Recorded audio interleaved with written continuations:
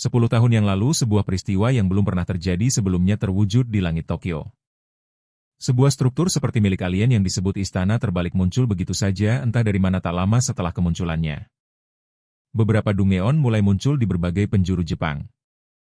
Mengubah dunia selamanya sebuah fenomena unik terjadi menyebabkan mana merasuki manusia dan membangkitkan kemampuan mereka. Mereka ini disebut orang-orang berbakat dan mereka bisa mengasah kemampuan mereka untuk menjadi penyihir. Untuk melawan para dungeon dan meraih kejayaan, hal yang menarik dari bakat seorang penyihir adalah kemampuan mereka bisa dinilai dari warna mana yang aneh yang terpancar dari tubuh mereka. Dalam hal ini setiap penyihir memiliki satu warna yang menonjolkan keahlian mereka. Tapi dalam beberapa kasus langka, mutasi seperti pengguna dua warna juga muncul di dunia nyata. Inilah yang terjadi pada adik laki-laki sang protagonis, seorang pria dengan pakaian yang ingin aku curi. Kurosaki Kai adalah pengguna dua warna yang mengendalikan mana berwarna biru dan merah. Kai terlihat percaya diri saat menghadapi monster yang menakutkan. Pertarungan mereka dimulai dengan makhluk itu menerjang untuk mencabik-cabik manusia itu.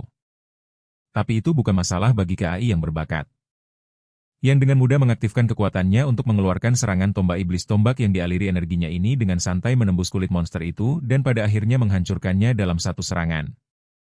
Setelah monster itu dikalahkan, Kai berjalan mendekat untuk mengambil batunya sementara kakaknya menatap dengan pandangan meremehkan. Meskipun dia adalah adik, Kai memperlakukan kakaknya seperti sampah dan melemparkan batu itu ke kepalanya. Mengingatkannya untuk memungut sumber daya apapun yang berserakan. Pada titik ini, Kai sudah mencapai level 89 yang terbilang cukup tinggi. Memberinya gelar Raja Ungu dan mengukuhkan posisinya sebagai salah satu penyihir terkuat yang pernah ada. Sayangnya, hal sebaliknya terjadi pada kakaknya yang payah, yang merupakan protagonis kita tercinta tanpa bakat atau keterampilan sama sekali. Kalian ingat bagaimana pengguna dua warna adalah hal langka di dunia ini? Nah, jagoan kita juga mendapatkan kelangkaan, tapi di ujung spektrum yang berlawanan. Dia mendapatkan kelangkaan yaitu tidak memiliki warna. Dan tidak memiliki kekuatan. Memperkenalkan Kurosaki Rei, si pecundang level 1. Sekarang Rei diperlihatkan sebagai orang yang gigih karena meskipun tidak memiliki akses ke kekuatan apapun, dia tetap bertekad untuk menjadi seorang penyihir. Itulah alasan utama mengapa dia bekerja sebagai porter untuk saat ini. Tujuannya adalah untuk mengumpulkan sumber daya untuk parti adiknya yang merasa kasihan pada Rei dan mengajaknya ikut. Selama ini Rei telah mengambil bagian dalam quest-quest berbahaya ini dan merendahkan dirinya sendiri dengan harapan suatu hari nanti sebuah keajaiban akan terjadi dan membuka sebagian kekuatannya. Karena secara buta mempercayakan mimpinya pada harapan kecil itu, dia masih terus bepergian bersama mereka hingga hari ini. Sekarang mari kita bicara tentang keadaan parti saat ini. Mereka baru saja tiba di ruangan bos, tapi melihat bagaimana semuanya berjalan sejauh ini, anak buah Kai berpikir bahwa ini juga akan mudah. Pintu raksasa terbuka mempersilakan mereka masuk. Saat parti Kai berjalan masuk ruangan gelap sambil mengamati sekeliling mereka, tiba-tiba mereka melihat sesosok figur menghadap mereka di kejauhan. Anehnya sosok ini terlihat agak seperti manusia dalam penampilan fisiknya. Tapi tahan dulu karena keadaan akan menjadi liar dengan kehadiran Dewa Waktu dan Ruang. Kronos menatap mereka dengan ekspresi bosan. Sementara Kai berpikir orang ini hanyalah kroco lain di jalannya. Berharap semuanya akan berjalan semudah biasanya, dia menanamkan energinya ke beberapa tombak dan mengirimkan proyektil itu melesat ke arah Kronos. Sebagai tanggapan, Dewa Waktu dan Ruang dengan santai mengeluarkan pedang dimensinya dan meremehkan serangan itu dengan menebas semua tombak. Dia benar-benar memasang muka datar dengan tatapan kosongnya yang tajam karena dia sama sekali tidak terkesan. Di sisi lain, Kai benar-benar mati kutu, tidak tahu harus berbuat apa dalam sebuah plot twist yang brutal dan mengerikan. Kronos mengunci Kai sebagai target sebelum menusuk tengkorak tebalnya dengan serangannya. Nah, itulah definisi dari dingin. Karena aku agak berharap orang ini akan bertahan sampai akhir. Seperti semua karakter rival yang menyebalkan juga menyaksikan tubuhnya yang tak bernyawa jatuh ke tanah. Teman-teman Kai terdiam 1000 bahasa. Sementara Rei bahkan tidak punya kesempatan untuk memahami apa yang terjadi di depan matanya, ragu untuk percaya apa yang baru saja terjadi. Rei mempertanyakan inderanya sendiri. Tidak dapat menerima bahwa Raja Ungu dan salah satu penyihir terkuat di dunia dikalahkan hanya dengan satu serangan. Menyadari dewa di hadapan mereka sebagai monster penghancur. Bawahan Kai dengan cepat mencoba melarikan diri yang merupakan keputusan cerdas. Tapi tidak ada gunanya karena Kronos membunuh mereka secara brutal dalam sepersekian detik. Keputusasaan menyelimuti bocah kita saat dia jatuh ke tanah dalam kekalahan. Dewa yang tadinya diam itu kemudian mengucapkan kata-kata pertamanya. Senang telah menemukan manusia tak berwarna di antara kelompok itu menolak untuk menerima kekalahan. Rei mengumpulkan semua kepercayaan dirinya dalam sekejap. Dia telah melalui begitu banyak hal buruk dalam hidupnya, jadi dia tidak akan membiarkan semuanya berakhir sekarang sebelum mencapai tujuannya dengan tekad itu meskipun tubuhnya gemetar bahkan untuk berdiri. Bocah tak berwarna itu mengarahkan senjatanya yang runcing ke dewa yang tak terhentikan itu. Nah, itulah definisi dari keberanian. Rasa hormat 1000 didapatkan. Kronos agak terhibur bahwa makhluk tak berwarna benar-benar berani menghadapinya ketika sisa rekannya mati dengan cara yang brutal. Meskipun tubuhnya gemetar, bocah kita tidak siap untuk menyerahkan hidupnya sebagai tanggapan atas keberanian anak itu. Dewa waktu dan ruang memutuskan bahwa dia akan menguji tekad anak itu. Dan yang mungkin kalian mengharapkan hal mudah seperti ini, dia kekuatan baru untukmu. Tapi tidak yang terjadi, malah Rei benar-benar mendapatkan perlakuan ala Toji dari Jujutsu Kaisen. Tubuhnya robek di bagian samping membuatnya berteriak kesakitan. Kronos bahkan tidak peduli dan berpikir bahwa mungkin dia sedikit keterlaluan kali ini menggunakan kendalinya atas waktu. Dia mengembalikan kondisi bocah kita ke keadaan semula yang telah sembuh, membuat Rei sangat terkejut. Inilah waktunya untuk bagian 2 dari ujian neraka ini. Kali ini Kronos melepaskan api yang tak terduga dari dan mengelilingi anak itu di arena api neraka keputusasaan. Aku bahkan tidak akan menutup-nutupinya, nama serangan itu keren sekali. Dewa itu sebenarnya penasaran apa yang akan dilakukan manusia kecil yang lemah ini sebagai respons terhadap jebakan seperti itu. Tentu saja, meskipun dia sangat lemah, Rei tahu bahwa serangan biasa tidak akan bisa menembus sesuatu seperti ini, tapi mungkin jika dia menggunakan pedang dimensi yang digunakan Kronos untuk membunuh saudaranya, keadaannya akan berbeda. Jadi Rei dengan cepat maju dan menggunakan pedang itu untuk menembus api keputusasaan dengan sebuah tusukan ke depan tentunya. Bahkan setelah dipersenjatai dengan senjata yang kuat, tubuhnya yang rapuh menahan luka bakar yang menyakitkan di sekujur tubuh, membuatnya meraung kesakitan. Menyaksikan langkah gigih anak itu, Dewa Waktu dan Ruang sebenarnya merasa geli, tapi ekspresi gelinya berubah menjadi sangat terkejut ketika dia merasakan sebuah senjata menembus dadanya. Jagoan kita secara resmi berhasil mendaratkan serangan telak pada dewa terkutuk itu. Anggap saja ini sebagai permulaan dari segalanya. Tapi meskipun ada upaya ini, Kronos menyeringai jahat saat dia memutar kembali waktu lagi, mengembalikan anak itu ke posisi awalnya. Kronos berkomentar bahwa dia terkesan dengan upaya terpuji anak itu. Namun, Rei hanya pasrah menerima kekalahan dan meringkuk di lantai, menyadari semuanya sudah berakhir sejak awal.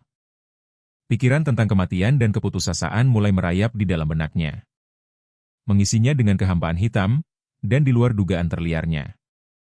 Sebuah layar sistem menyambutnya, menyatakan bahwa kehadiran Dewa Waktu dan Ruang telah melepaskan segel pada skill hitam miliknya.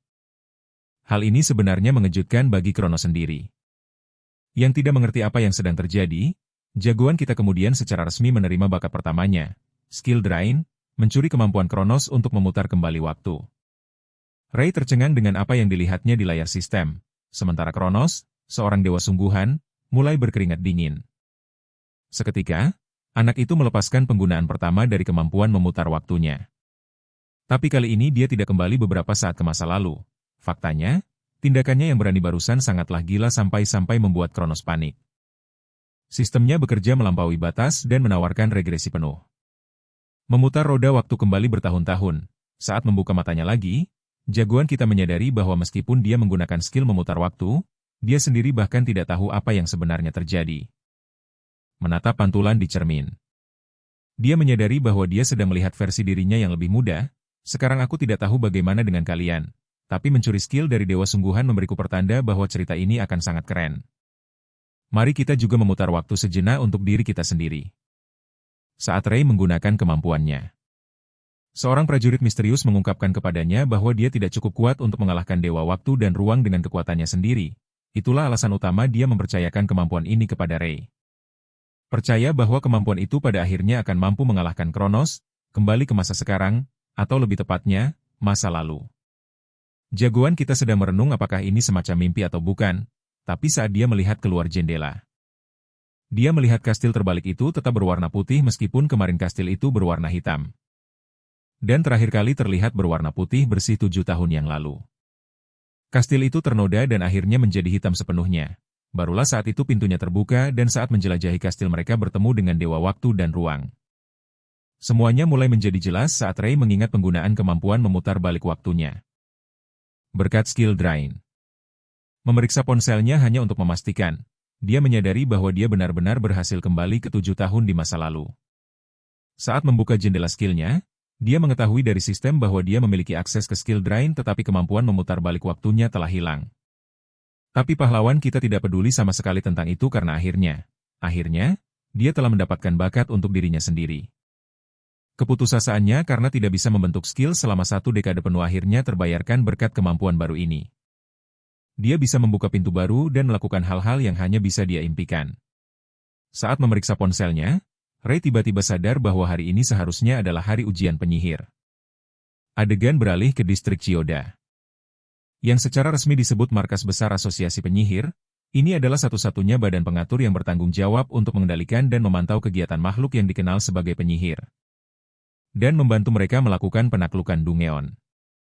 Tiba di dalam gedung, Ray menyadari betapa barunya bangunan itu, yang tentu saja masuk akal berkat regresi waktunya. Tiba-tiba Goto dan Oike, orang yang sama yang merupakan anak buah KAI, muncul. Mereka merundungnya karena menjadi seorang pecundang tak berwarna yang datang tanpa alasan. Bahkan Ray mengingat kedua badut ini karena dia pernah menjadi bagian dari parti mereka.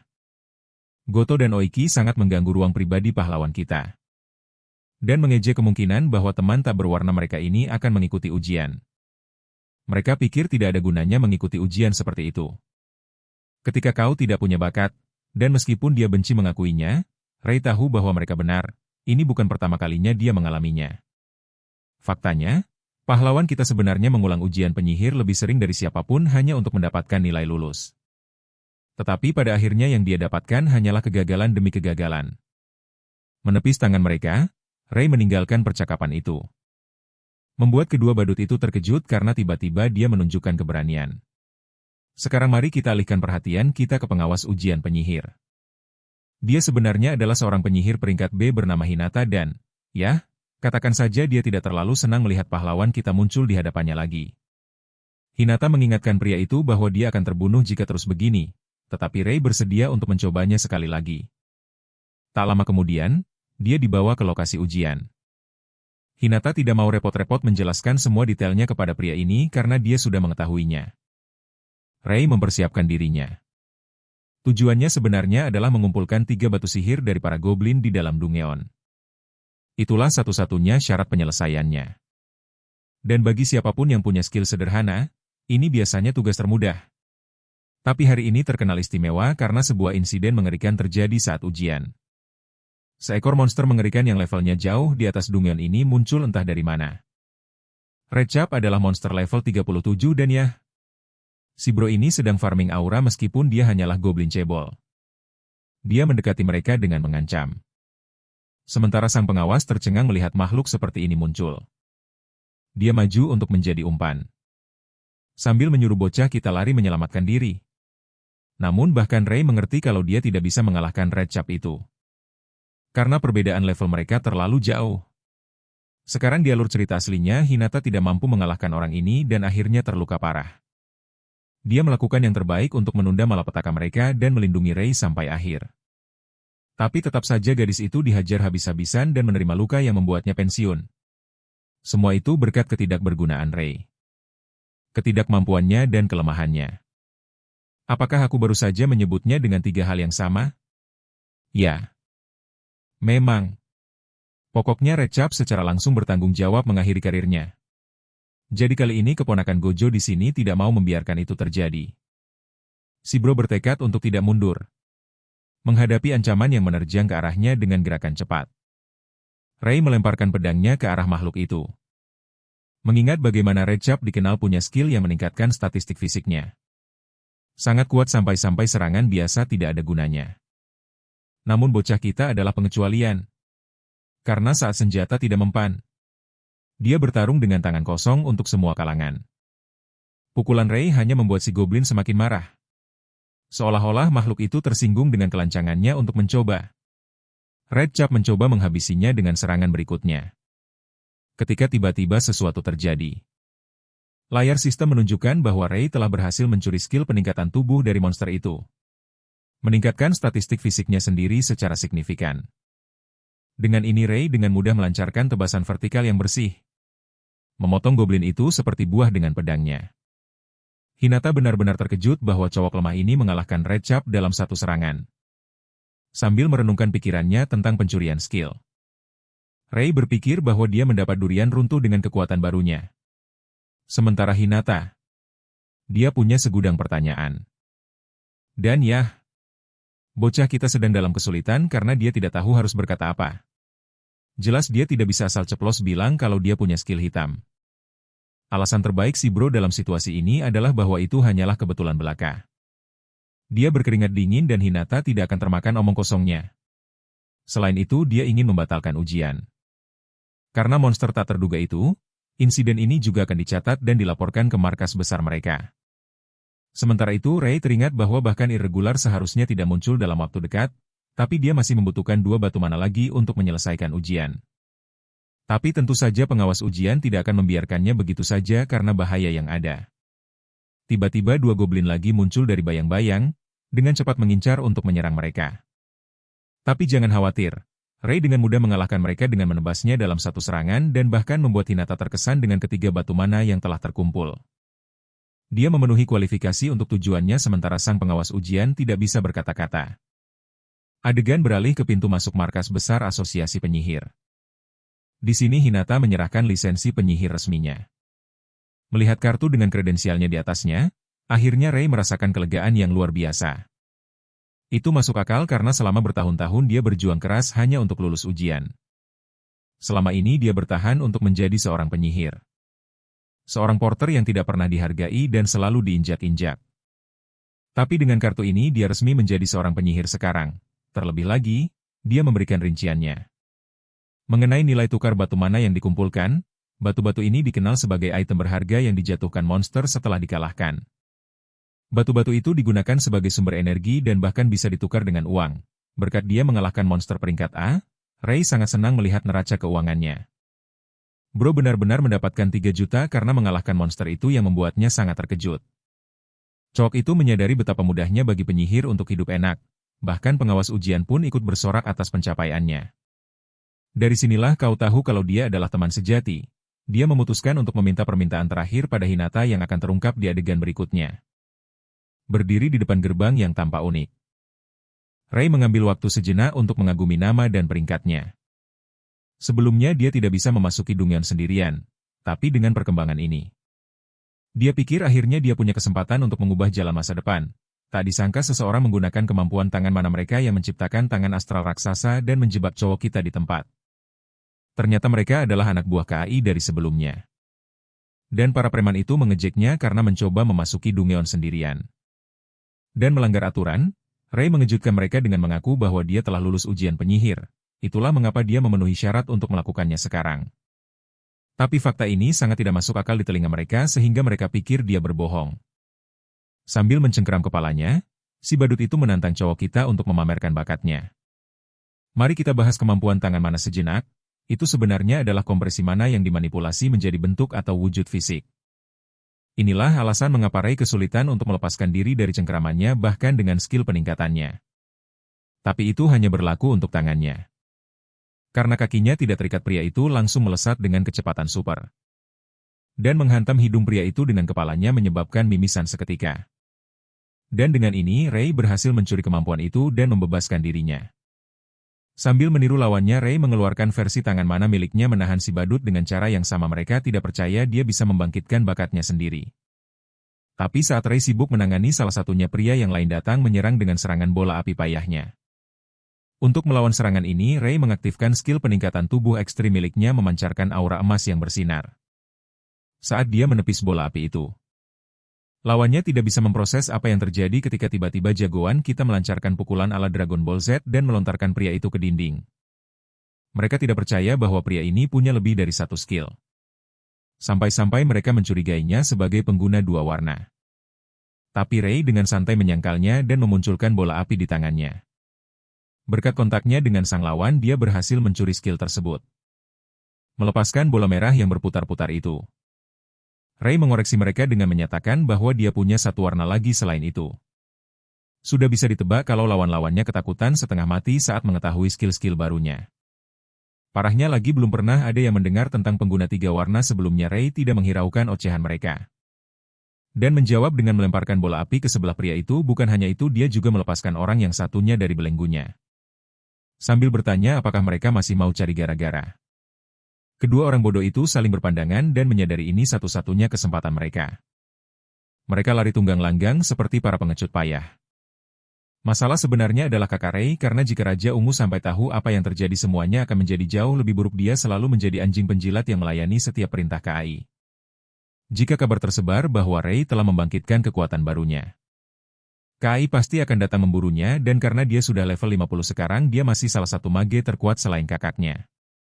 Ada banyak hal yang perlu dia khawatirkan, contohnya akan ada Dungeon yang segera terbuka saat ini yang terpenting baginya hanyalah menaikkan level.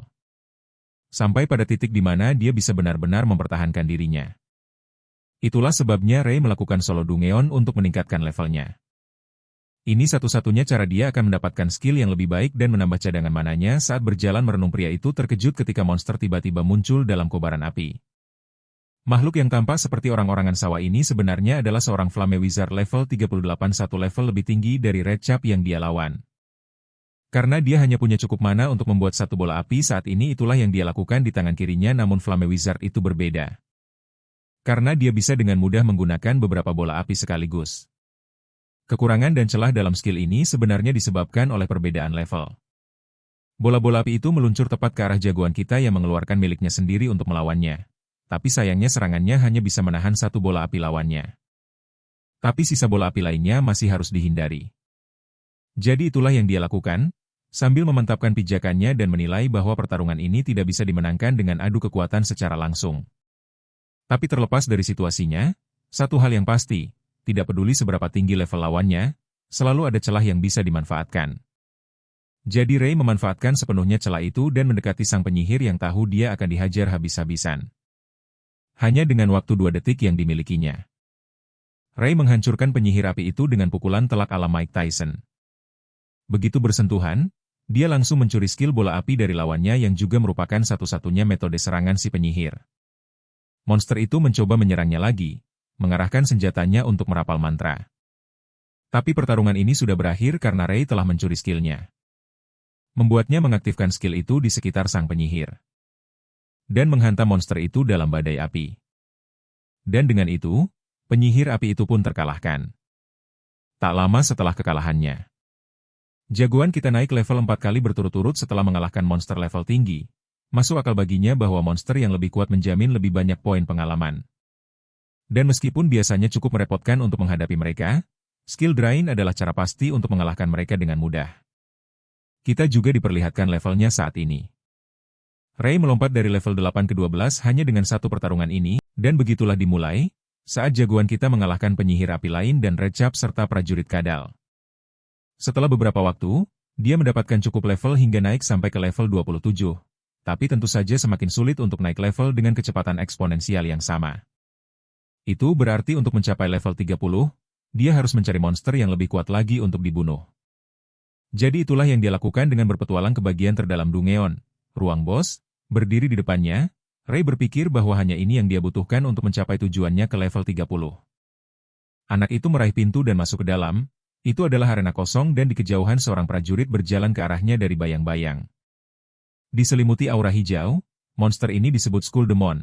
Desainnya adalah definisi dari kata keren dan dia bahkan punya imp level tinggi sebagai bawahannya. Ray menyadari ancamannya karena sekarang dia menghadapi banyak lawan level tinggi dalam pertarungan langsung. Satu-satunya kesempatannya untuk menang adalah dengan mencuri skill mereka. Menggunakan peningkatan tubuh skala penuh, jagoan kita melesat ke arah monster boss. Dia menarik tinjunya untuk mempersiapkan pukulan yang kuat. Dan melepaskannya, tapi yang mengejutkan, Skull Demon itu bahkan tidak bergerak. Faktanya serangan itu bahkan tidak mengenainya karena dihalangi oleh semacam penghalang. Ini membuat sang penyihir waspada saat dia mundur dan menjaga jarak. Melihat perisai heksagonal yang melindungi monster boss, persis seperti yang dia duga. Menembus penghalang mana itu sangat merepotkan. Dan karena itu dia tidak akan bisa menggunakan skill drain, yang berarti iblis tengkorak adalah lawan yang tangguh baginya. Makhluk iblis itu mengeluarkan teriakan perang sebelum maju dengan cepat ke arah target manusianya. Pahlawan kita tampak terguncang oleh kecepatannya yang luar biasa saat serangan makhluk itu meleset tipis darinya. Menyadari bahwa dia dalam posisi sulit, Ray percaya dia harus mengeluarkan jurus terakhirnya.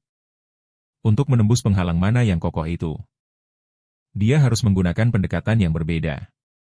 Disitulah para imp terbang berperan. Karena meskipun pahlawan kita tidak punya cukup kekuatan sendiri, dia bisa melakukan hal lain.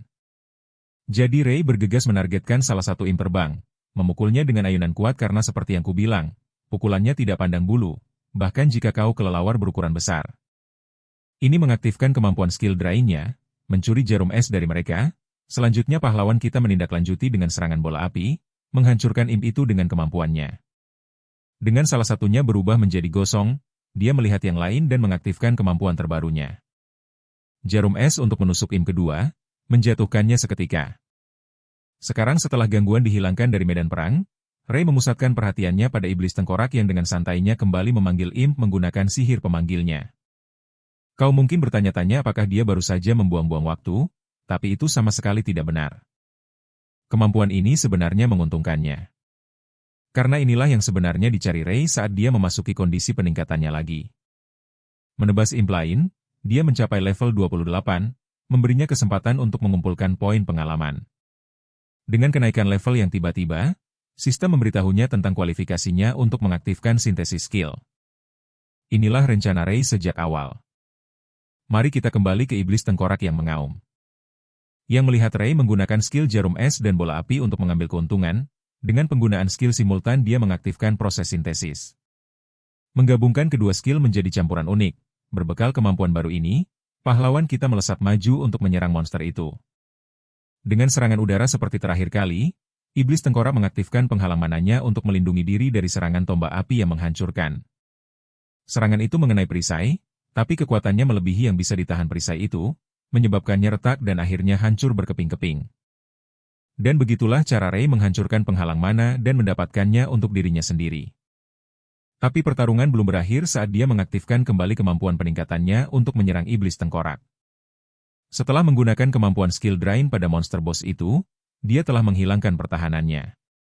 Saat iblis tengkorak masih dalam pemulihan dari serangan sebelumnya, pemuda ini mengeluarkan tombak api kedua dan menusukkannya ke dada monster itu. Di saat-saat terakhirnya makhluk itu terbakar dengan api merah menyala. Ditelan seluruhnya oleh serangan itu.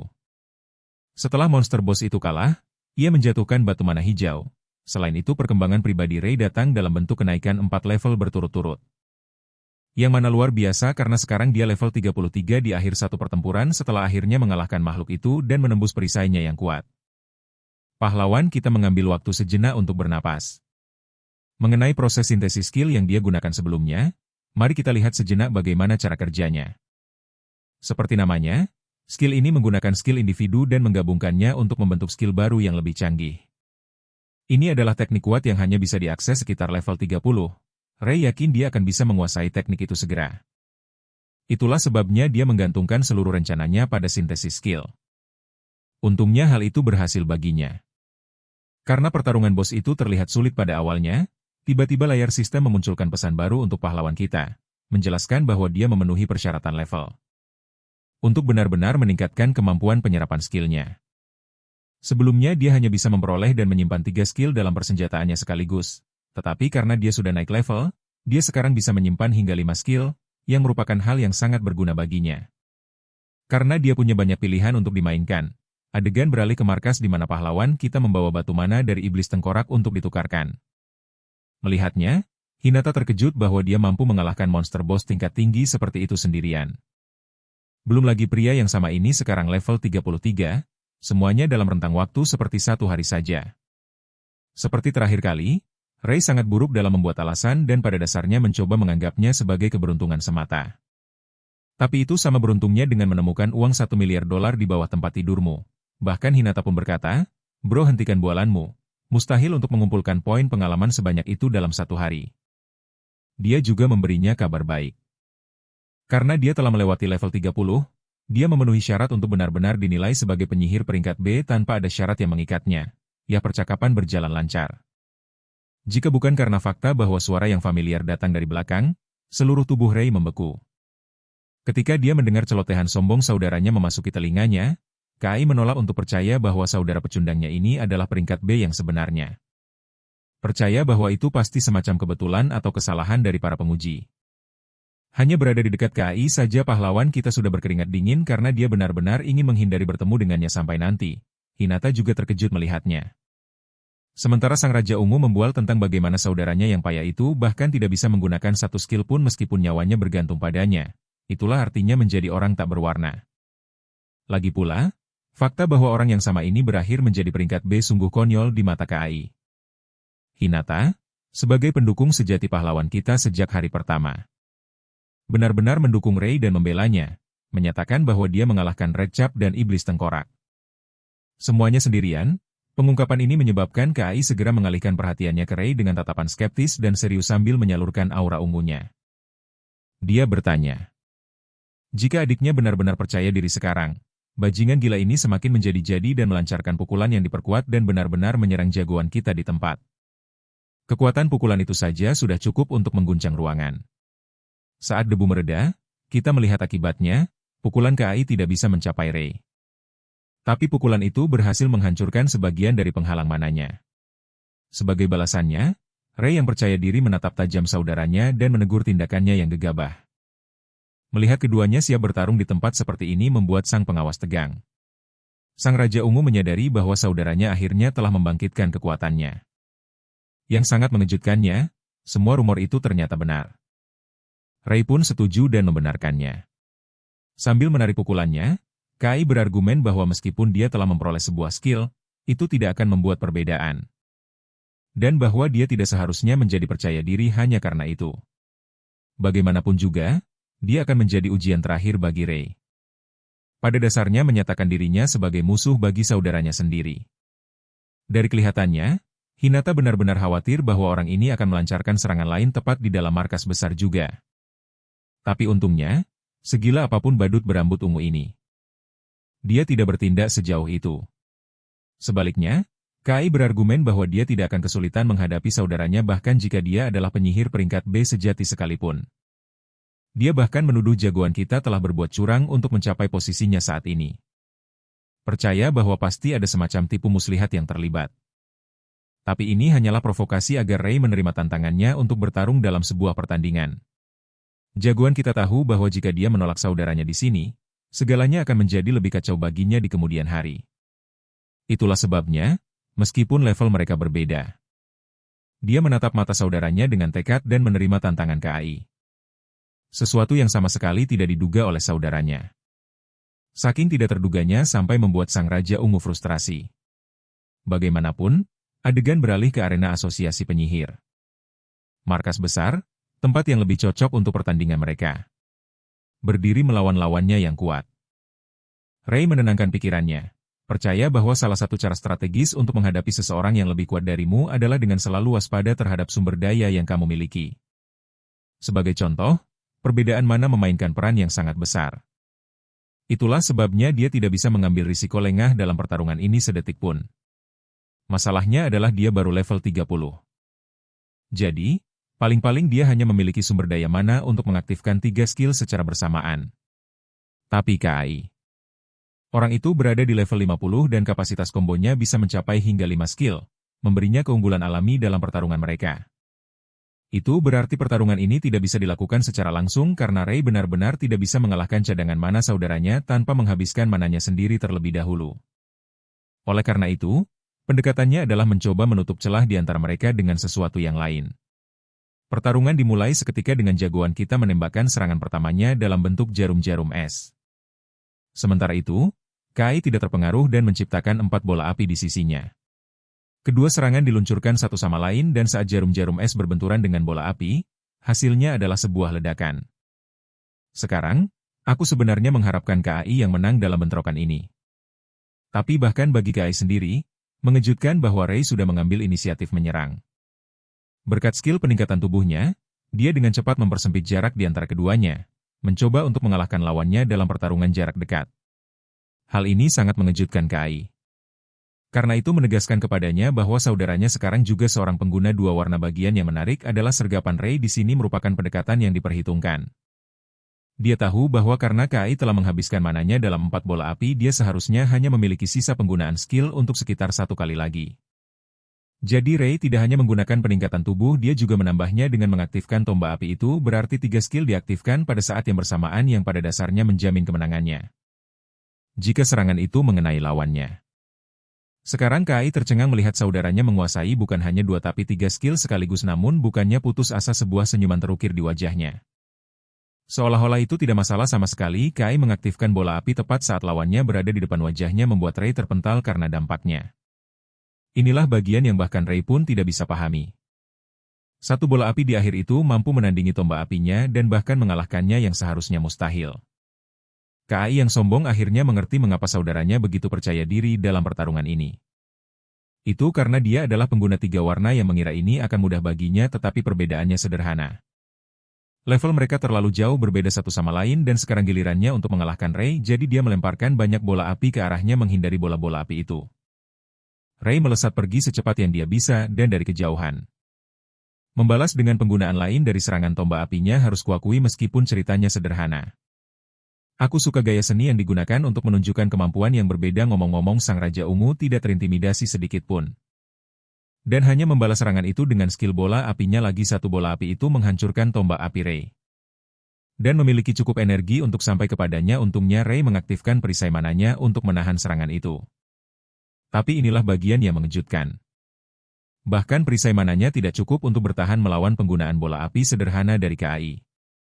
Itu menghancurkan perisai saat terkena benturan dan membuat Ray terpental ke belakang karena kaget. Dari kelihatannya pertarungan ini saudaranya terus-menerus mengalahkannya bahkan tanpa mengeluarkan usaha apapun. Ray berada dalam keadaan yang sangat sulit karena semua skillnya terbukti tidak berguna sejauh ini, melihat bahwa kemenangannya pada dasarnya sudah terjamin. KAI menawarkan saudaranya kesempatan untuk dimaafkan. Yang dia inginkan hanyalah agar Ray mempermalukan dirinya sendiri dengan berlutut di depannya dan mengakui bahwa dia salah karena telah melawannya secara langsung. Menahan rasa frustrasinya. Ray merenung bahwa situasinya sulit karena tidak banyak yang bisa dia lakukan dengan skill atau cadangan mananya. Pikiran putus asa untuk menyerah dalam pertarungan menyelimuti tubuhnya. Tapi kemudian dia teringat kehidupan yang sudah dia jalani selama 10 tahun di masa depan. Dia tidak lebih dari seorang budak bagi saudaranya yang brengsek itu. Hal itu saja sudah memberinya cukup motivasi untuk melanjutkan pertarungan. Dan tetap bertahan, jadi dia meneriakkan penolakannya untuk memenuhi permintaan KAI. Mendengar itu sang Raja Ungu menjadi sangat marah. Saudaranya yang tidak berwarna dan lemah secara menyedihkan itu sekarang berani melawannya. Memutuskan untuk bertarung habis-habisan, KAI melepaskan teknik overclock-nya. Memperkuat skill bola apinya ke tingkat yang tak terbayangkan dengan mengorbankan mananya. Mempersenjatai bola api di tangannya. KAI menunjukkan kekuatan sejati seorang raja. 10 bola api semuanya muncul mengelilinginya, memungkinkannya untuk mengalahkan lawan manapun yang menghalanginya. Melihat teknik itu, Ray mengerti bahwa kekuatan yang sama inilah yang menjadi alasan kakaknya adalah salah satu penyihir terkuat di dunia dibandingkan dengan raja-raja lain. Dia memiliki kapasitas untuk mengeluarkan banyak sekali mana pada satu titik sebagai bakat istimewanya. Namun meskipun berada di ambang kekalahan, Ray mengaku bahwa dia sedang menunggunya untuk mengaktifkan skill itu. Pengumuman mendadak Ray diikuti oleh gerakannya yang percaya diri. Ke depan dia berlari menuju bahaya yang justru akan dihindari oleh sebagian besar penyihir. Sekarang fakta yang jelas tentang serangan 10 bola api itu adalah serangan itu memerlukan penggunaan teknik overclock. Tapi ada satu hal, Ray melompat ke udara membuat KAI menyebutnya bodoh karena memposisikan dirinya dengan cara yang paling buruk. Pada saat inilah KAI melepaskan rentetan bola apinya dan meluncurkannya ke arah Ray. Inilah yang sudah diantisipasi oleh pahlawan kita. Saat dia memerintahkan penggunaan tangan mananya. Kemampuan yang sengaja dia sembunyikan dari lawannya. Sampai sekarang tangan mana itu benar-benar menghantam tanah, mengejutkan KAI dengan kenyataan bahwa adiknya bisa mengaktifkan 4 skill. Bagi Ray, dia percaya bahwa tidak peduli apakah itu 10 bola api atau 20, selama dia bisa menghindari serangan itu dia akan baik-baik saja. Jadi menggunakan tangan mana yang terkait ke tanah, dia menarik tubuhnya dengan gerakan cepat. Memungkinkannya untuk berada di belakang KAI tepat saat cooldown kemampuannya aktif. Di saat kritis ini meskipun levelnya jauh lebih tinggi dari Ray, KAI tidak bisa bertahan karena teknik yang dia gunakan. Karena itulah dalam jeda singkat itu dia menjadi rentan. Jadi pahlawan kita menghajarnya dengan bogem mentah, mengguncang pandangan dunia sang raja sombong dan membuatnya terhempas ke tanah. Ray benar-benar yang terhebat karena bertarung dengan cerdas. Aku terkesan dan bagian terbaiknya adalah sekarang dia juga mendapatkan teknik overclock milik KAI. Dengan skill itu dan inventaris Ray, pertarungan ini sudah ditentukan. Tapi KAI belum selesai mengutuk adiknya. Saat dia bangkit kembali pahlawan kita sedikit khawatir. Karena penyihir gila ini benar-benar berencana untuk membunuhnya saat ini juga karena berhasil mendaratkan pukulan telak padanya dan itulah yang dia lakukan melapisi sihir ungunya di dalam tombak es. Dan mengaktifkan skill sejatinya. Tombak iblis melihat skill itu diaktifkan Ray ketakutan karena itu adalah skill terbaik KAI di inventarisnya. Masalahnya adalah dia tidak menyangka adiknya sudah mengetahui tentang skill ini. Sejak awal KAI mengirimkan tombak iblisnya ke arah saudaranya yang nyaris tidak bisa menghindarinya. Kecepatan dan kekuatan tombak iblisnya yang luar biasa sangat merepotkan Ray. Belum lagi bajingan ini bisa menciptakan lebih banyak tombak iblis sesuka hatinya. Satu-satunya alasan Ray bisa mendaratkan serangan telak sampai sekarang hanyalah karena lawannya meremahkannya. Dan hanya bermain-main. Tapi bahkan dia tahu bahwa kekuatan Raja Ungu itu menakutkan saat dia menjadi serius. Tombak-tombak iblis itu terus menargetkan korbannya. Ray nyaris tidak bisa bertahan saat dia menghindari setiap tombak. Menyadari bahwa dia kalah telak dengan keadaan saat ini. Dengan posisinya yang terpojok sepertinya ini adalah akhir baginya. Raja Ungu telah membuatnya berada tepat di posisi yang dia inginkan. Dan dia punya cukup mana untuk menghabisinya. Melakukan yang terbaik yang dia bisa di saat ini. Ray membalas dengan serangan tombak apinya. KAI tentu saja mengirimkan tombak iblis lain untuk menghadangnya. Menyebabkan ledakan besar saat kedua tombak itu saling bertabrakan. Dampaknya membuat Ray terhempas menabrak dinding arena dan meninggalkan sebuah kawah. Dia praktis sudah di ujung tanduknya sementara KAI merendahkannya. Mengingatkan saudaranya mengapa dia dikenal sebagai Raja Ungu. Dan mengapa dia dipuji sebagai salah satu penyihir terkuat yang pernah ada. Dan bukan berarti dia menyebarkan kebohongan. Bahkan Ray tahu betul tentang kekuatan saudaranya. Sementara itu KAI mengejeknya karena bertingkah seperti jagoan hanya dengan beberapa skill yang dimilikinya. Tapi berkat itu Ray mendapatkan pencerahan tiba-tiba. Meskipun dia tidak bisa menandingi saudaranya dalam hal kekuatan mentah atau skill. Dia bisa melakukan sesuatu yang lain. Dia berpotensi bisa memanfaatkan kekuatan sejati dari skill ungu. Lagi pula selama ini dia hanya mensintesis dua warna karena kapasitas mananya yang terbatas. Menghalanginya untuk melepaskan potensi sejatinya. Jadi itulah yang dia lakukan. Pria ini benar-benar mengaktifkan teknik overclock. Dan terlihat sangat agung saat melakukannya. Sebagai tanggapan saudaranya terkejut bahwa dia juga bisa menggunakan teknik yang sama seperti miliknya. Dengan ini dia sudah menggandakan penggunaan mananya. Dan berdasarkan pengamatannya dia telah membuka versi yang lebih tinggi dari skill synthesis. Sebuah versi yang tidak dimiliki siapapun dan itu disebut skill synthesis black. Ini adalah kartu as yang dia butuhkan. Ray tersenyum dengan percaya diri. Membuat KAI sangat khawatir. Mengetahui bahwa dia baru saja meningkatkan kapasitas mananya, jagoan kita mengumpulkan energi di tangannya sambil merenungkan. Bagaimana tidak ada seorang pun di dunia yang pernah mengaktifkan sintesis 3 warna sebelumnya. Dengan menggabungkan skill bola api merah dengan skill jarum es biru dan akhirnya menyempurnakannya dengan skill peningkatan kuning miliknya. Ray membuka kekuatan hitam keunguan. Sebuah skill yang pada dasarnya berwarna hitam. Sebuah warna yang bahkan belum pernah KAI temui sebelumnya. Untuk memahami ini lebih dalam kita mengetahui bahwa mana terdiri dari energi biru merah dan kuning. Dan pada suatu titik dia begitu lemah sehingga dia tidak bisa memanfaatkan kekuatan dari salah satu warna ini. Tapi analisisnya sendiri salah. Tubuhnya unik dalam artian ia bisa menelan ketiga jenis mana. Penyihir yang dulunya lemah dan tidak berwarna itu sekarang berdiri tegap dengan kekuatan penyihir kegelapan. Dan dia siap untuk mengakhiri karir KAI dengan serangan berikutnya. Dengan perpaduan 3 warna dasar menjadi sebuah skill yang benar-benar baru. Skill pamungkas yang disebut hitam. Sintesis skill hitam juga merupakan versi yang lebih baik dari skill sintesis biasa. Dan ini menghasilkan terciptanya kemampuan yang dikenal sebagai Abyss Flame. Ray merefleksikan bahwa dia sudah menyelesaikan tugasnya menelan mana. Dan secara resmi mengumumkan dirinya sebagai penyihir kegelapan. Sementara itu, kakaknya mulai berkeringat dingin di sini. Dan menggunakan kemampuan proyektilnya untuk menghentikan kakaknya berevolusi lebih jauh. Tombak ungu itu diarahkan tepat ke kepalanya. Tapi Ray tidak lagi terancam dan sepenuhnya menelan serangan itu menggunakan sihir kegelapannya. Pemandangan pertahanan Ray sangat mengejutkan bagi KAI. Karena sekarang lawannya menyerbu ke arahnya dengan serangannya sendiri. Sang Raja Ungu mendapati dirinya terpojok. Jadi dia melepaskan proyektil besar dengan harapan bisa melawan bola sihir bulat gelap di telapak tangan Ray.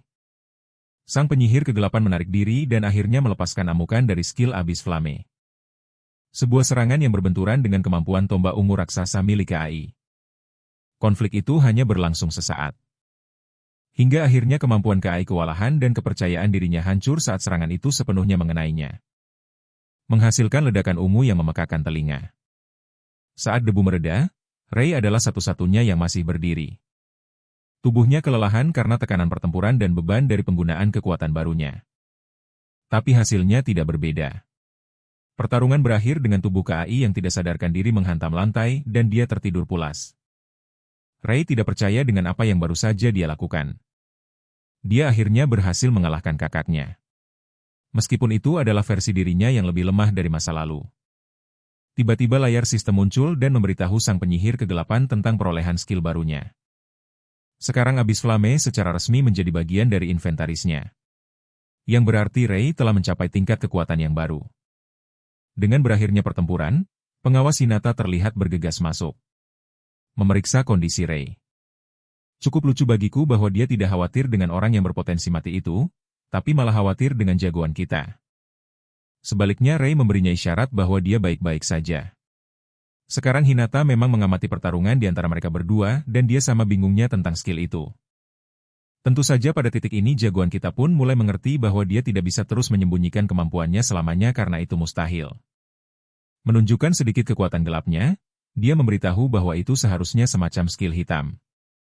Menyaksikan bintik-bintik dan serpihan hitam mengelilingi tubuhnya, mata Hinata terbelalak. Menyadari bahwa dia adalah satu-satunya orang di seluruh dunia yang memiliki skill seunik itu. Karena ini sudah terungkap secara resmi, Ray ingin tahu apakah dia harus melapor secara publik ke asosiasi tentang skill uniknya. Karena dia lebih suka masalah ini dirahasiakan. Dan tidak menimbulkan keributan di dunia. Hinata sedikit terkejut dengan reaksinya.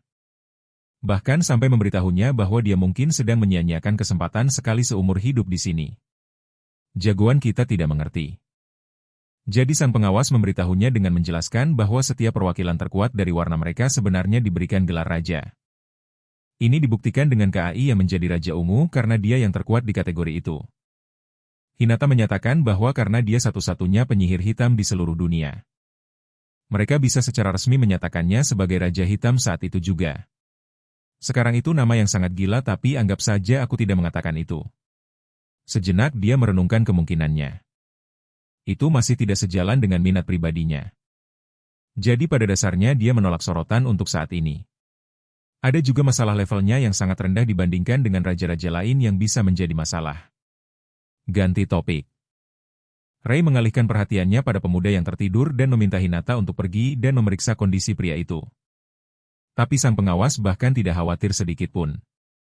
Percaya bahwa dia akan pulih seperti semua raja karena mereka memiliki faktor penyembuhan yang tinggi. Dia berniat membawanya ke bangsal medis. Tiba-tiba ponsel mereka berdua bergetar pada saat yang sama menerima pesan yang mengkhawatirkan. Ketika Ray memeriksa pesannya, dia mengetahui adanya peringatan kritis tentang kemunculan Dungeon berbahaya dengan rekomendasi level minimum 70. Hinata terkejut tapi jagoan kita benar-benar ketakutan. Dungeon Ikabukuro yang menakutkan akhirnya muncul dan meskipun level yang direkomendasikan adalah 70. Para raja saat ini masih berada di level 50 atau lebih pada saat ini di lini masa asli. Pada minggu pertama semua raja dengan putus asa menyadari betapa lemahnya mereka sebenarnya. Itulah sebenarnya salah satu alasan Dungeon Ikabukuro menjadi unik karena dibiarkan terbengkalai untuk sementara waktu. Tapi justru itulah yang mengakibatkan dimulainya tragedi pembantaian saat monster-monster merah yang menakutkan mulai keluar dari Dungeon. Fenomena ini dikenal sebagai keruntuhan Dungeon. Yang tentu saja terjadi ketika sebuah Dungeon tidak diselesaikan dalam durasi yang ditentukan setelah kemunculannya. Tentu saja bahkan pada titik awal cerita ini. Mereka sama sekali tidak tahu bahwa hal seperti keruntuhan Dungeon bisa terjadi. Mereka tidak tahu bahwa Dungeon didasarkan pada batas waktu dan monster-monster akan keluar jika dibiarkan. Dungeon Ikabukuro menjadi yang pertama dari jenisnya yang diklasifikasikan sebagai keruntuhan dan pembobolan Dungeon pertama di lini masa asli dan mengakibatkan banyak sekali korban jiwa. Tokyo sepenuhnya diliputi oleh monster-monster level tinggi yang mengamuk. Dan meninggalkan lautan darah di belakang mereka karena hanya beberapa orang yang berhasil selamat. Tapi kali ini Ray bertekad untuk menghentikan tragedi mengerikan ini terjadi lagi. Karena dia menyatakannya sebagai tanggung jawab pribadi untuk menghentikan keruntuhan Dungeon. Sang penyihir hitam menyatakan kepada Hinata bahwa dia akan menaklukkan Dungeon itu secara mandiri. Sebuah pernyataan yang terdengar mengkhawatirkan bagi sang pengawas yang percaya itu terlalu berbahaya bahkan dengan mempertimbangkan keahliannya. Lalu ada fakta bahwa hanya penyihir peringkat A yang diizinkan untuk mengakses Dungeon dengan level rekomendasi setinggi ini. Ya untungnya dia punya banyak waktu luang sebelum keruntuhan Dungeon secara resmi terjadi. Mengetahui bahwa ujian evaluasi peringkat A berikutnya adalah dalam waktu 1 minggu. Ray menyatakan bahwa dia akan melesat ke puncak peringkat A dengan hasil ujiannya yang akan datang.